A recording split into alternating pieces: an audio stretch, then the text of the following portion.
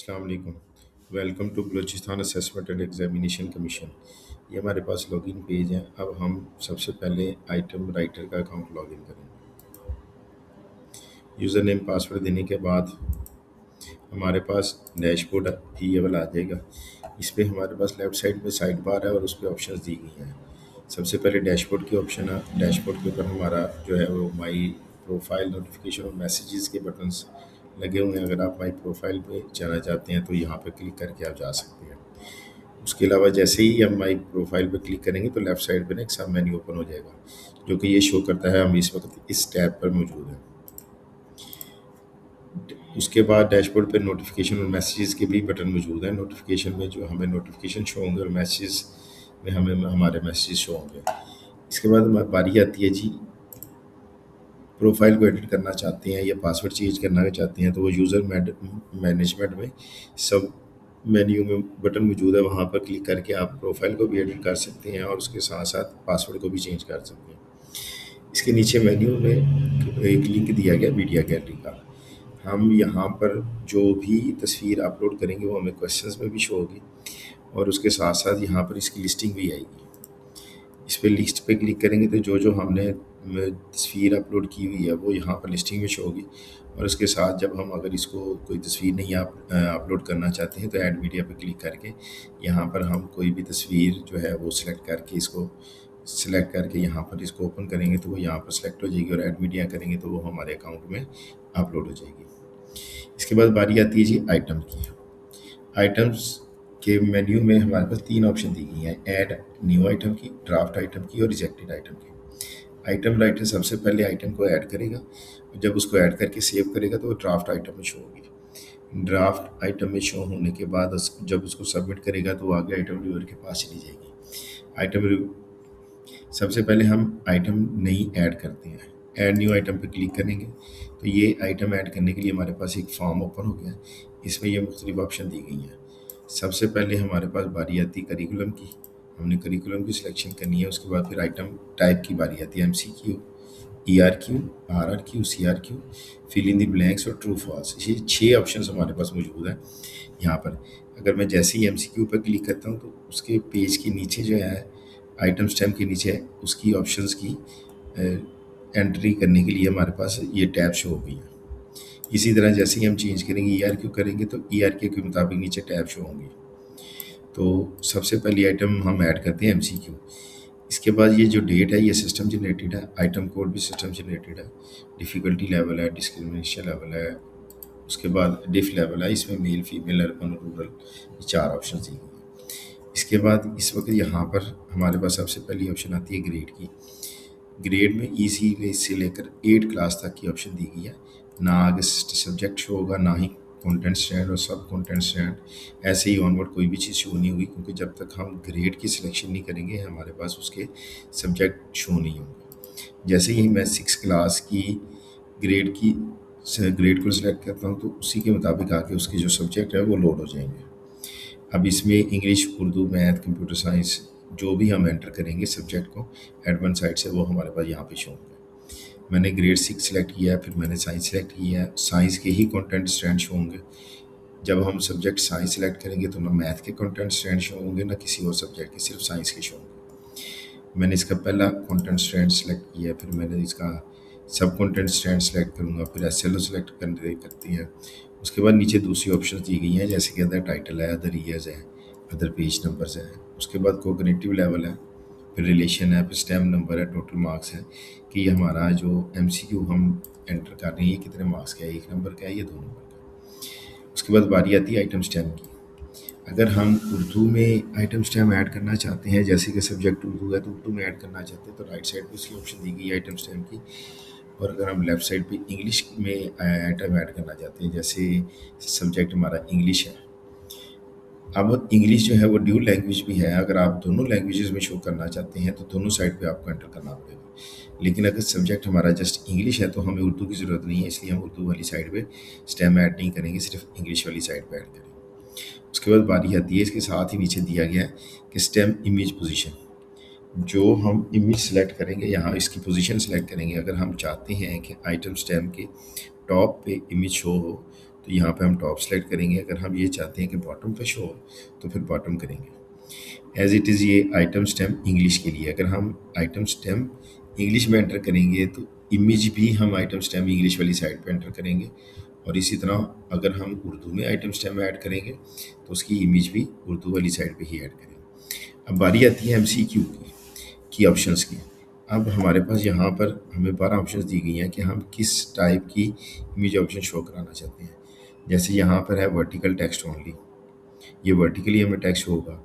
जैसे ही हम चेंज करते हैं वर्टिकल हॉरिजॉन्टल टेक्स्ट ओनली, या कि इसका लेआउट शो हो जाएगा कि ये जो हमारी पेपर में MCQ शो होगा वो इस तरह का शो होगा। ऊपर दिया गया है ये आइटम स्टैम्प में इंग्लिश में, ये नीचे आइटम स्टैम्प उर्दू में दी गई है, और इसी के साथ ABCD 4 ऑप्शन दी गई हैं, इंग्लिश और उर्दू दोनों है। लेकिन अगर हम सिर्फ इंग्लिश में एंट्री करेंगे इंग्लिश साइड पे, तो हमारे पास जो उर्दू कंटेंट है वो शो नहीं होगा। यहाँ पे उर्दू में ऑप्शन शो नहीं होंगे। ये आइटम ऑप्शन A है, इसी के नीचे आइटम ऑप्शन B है, क्योंकि हमने अगर स्टेम इंग्लिश में एंटर किया है तो हम इंग्लिश वाली साइड पे ही इसकी ऑप्शन शो करेंगे, उर्दू वाली साइड पे शो नहीं करेंगे, सॉरी लिखेंगे नहीं। इसके बाद बारी आती है ऑप्शन C की, फिर ऑप्शन D की। अब नीचे अगर हम अपनी इमेज ऑप्शंस में शो करवाना चाहते हैं तो यहाँ पर ये 4 ऑप्शंस दी गई हैं कि ऑप्शन A की इमेज कौन सी होगी, ऑप्शन B की इमेज कौन सी होगी, ऑप्शन C की और ऑप्शन D की। इन 4 ऑप्शंस के बाद हमारी बारी आती है करेक्ट ऑप्शन की। अगर हमारी ऑप्शन B करेक्ट है तो हम B सिलेक्ट करेंगे, C करेक्ट है तो C सिलेक्ट करेंगे, D करेक्ट है तो हम D सिलेक्ट करेंगे। अब मैं एक इमेज ऐड करता हूँ।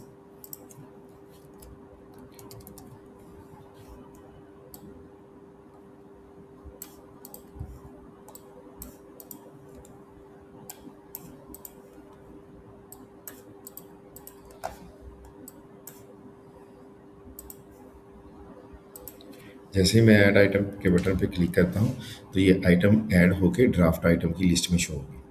अब मैं ये देखना चाहता हूँ इसका व्यू कैसे नज़र आ रहा है, तो यहाँ पे एक्शन में एक आई का बटन दिया गया व्यू के ऑप्शन का, इस पर हम क्लिक करेंगे तो हमें ये आइटम ऑप्शन जो है शो हो जाएगी कि इसका जनाब ये राइट साइड पे ऊपर जो है ये ऑफिस यूज़ के लिए, इसका लेवल कौन सा है, इसका डिस्क्रिमिनेशन नंबर कौन सा है, इसका डिफरेंट क्या चीज़ है।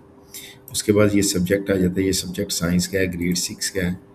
उसके बाद PCTB बुक के अंदर जो चैप्टर्स की, पेज की, टाइटल की, ईयर की ऑप्शन दी गई है कि ये किस चैप्टर का क्वेश्चन है, किस पेज पे मौजूद है, इसका टाइटल क्या था, ये किस ईयर का था, ये हम यहाँ पे ऑप्शन दे सकते हैं। उसके बाद बारी आती है कंटेंट स्टैंड की। ये हमारी कंटेंट स्टैंड है, ये हमारा SLO नंबर है, और ये हमारे पास SLO ऑप्शन दी गई है आगे, उसके SLO की स्टेटमेंट है। इसी तरह ये हमारा कॉग्निटिव लेवल है, उसके साथ साथ ये इसकी आंसर ऑप्शन दी गई है, ये की के नीचे आंसर ऑप्शन है। उसके बाद टाइप ऑफ क्वेश्चन कौन सी है, MCQ है। अब ये हमारी क्वेश्चन स्टेम है।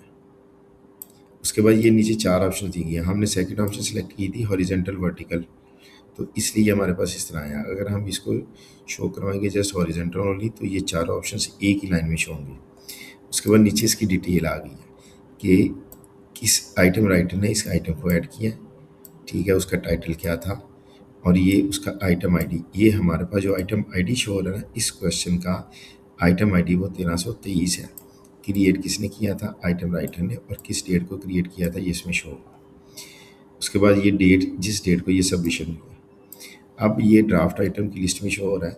मैं जब इसको सबमिट फॉर अप्रूवल करूँगा तो ये यहाँ से सबमिट हो जाएगा आइटम रिव्यूअर को। अभी आइटम रिव्यूअर के अकाउंट में शो होगा, आइटम राइटर के अकाउंट में शो नहीं होगा।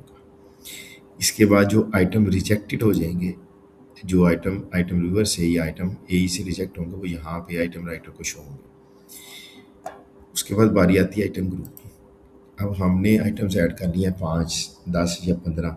हम चाहते हैं कि हम 4 आइटम का ग्रुप बनाएं, तो यहाँ पर हमारे पास आइटम शो हो रही होंगी। जैसे मैं ऐड न्यू ग्रुप पे क्लिक करता हूँ तो ये हमारे पास ग्रुप का टाइटल, सबसे पहले ग्रेड आ जाता है, ग्रेड सेलेक्ट करेंगे, फिर बारी आती है सब्जेक्ट की। सब्जेक्ट सेलेक्ट करने के बाद हम ग्रुप का टाइटल जो देना चाहते हैं, अगर उर्दू में देना चाहते हैं या इंग्लिश में देना चाहते हैं, ये दोनों साइड पे इसकी ऑप्शन मौजूद है। ये इंग्लिश की है, ये उर्दू की है।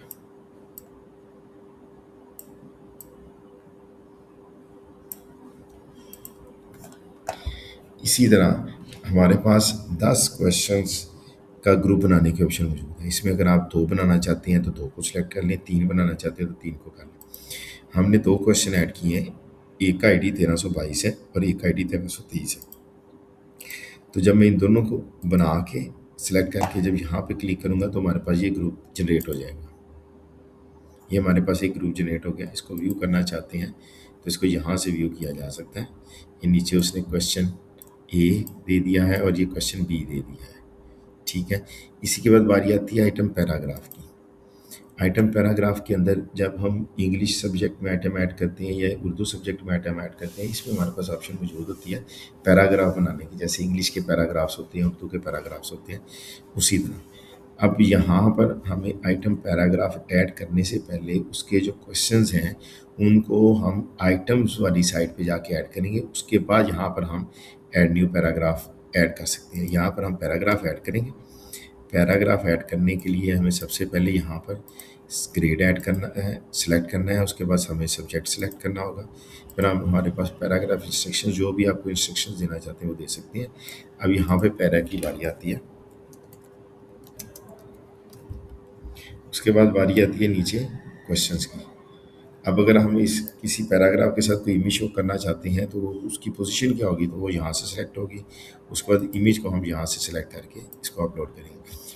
अब हमने 2 क्वेश्चन ऐड किए थे, एक 1322 आईडी के साथ, एक 1323 के साथ। अब हमने अगर कोई भी पैराग्राफ ऐड करना है तो हमें उससे पहले उसके क्वेश्चंस को जो है वो आइटम्स में जाके आइटम ऐड करने होंगे।